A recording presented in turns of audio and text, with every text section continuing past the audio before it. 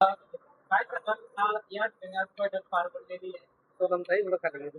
आज या ठिकाणी महायुतीच्या नेत्यांची बैठक पार पडलेली आहे आणि आपल्या सर्वांना कल्पना आहे की कालच रात्री उशिरा महायुतीच्या घटक असलेल्या शिवसेना पक्षाच्या नगरसेविका आदरणीय रेश्माताई काळे यांनी या राज्याचे उपमुख्यमंत्री आमचे नेते आदरणीय एकनाथजी शिंदे साहेब यांची भेट घेऊन मला पाठिंबा या ठिकाणी जाहीर केलेला आहे. त्याबद्दल मी रेश्माताईंचे खूप खूप मनापासून या ठिकाणी आभार मानतो. त्याचबरोबर महायुतीच्या सर्वच नेत्यांनी या ठिकाणी बैठकीला आमचे नेते आदरणीय गिरीश भाऊ महाजन असतील, आदरणीय गुलाबरावजी पाटील असतील, महायुतीचे सर्व आमदार असतील, याआधी आदरणीय राष्ट्रवादीचे नेते अनिलदादा असतील, या सर्व मंडळींनी या ठिकाणी माझ्या मागे भक्कम असा पाठिंबा उभा केलेला आहे.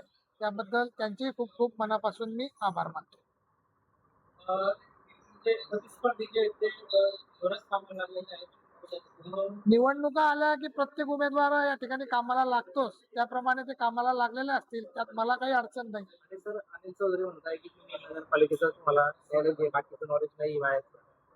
आता अनिल भाऊ आमचे ज्येष्ठ बंधू आहे आणि माझी न त्यांची कुठली स्पर्धाही या ठिकाणी दिसत नाही. त्यामुळे मी त्यांच्या बाबतीत न बोललेलंच बरं. ते म्हणतात की त्यांना कुठला अनुभव नाही, परंतु अनिल चौधरी कदाचित विसरलेले असतील की त्यांनी फक्त भुसावळची नगरपालिका बघितली.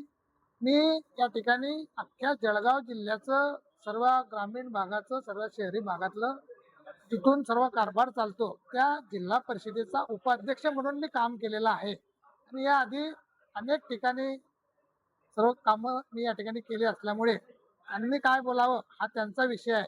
आणि आणि त्यांनी काही वक्तव्य अनेक वेगवेगळी वक्तव्य केली होती, परंतु मला त्यांना काही उत्तर या ठिकाणी द्यायचं.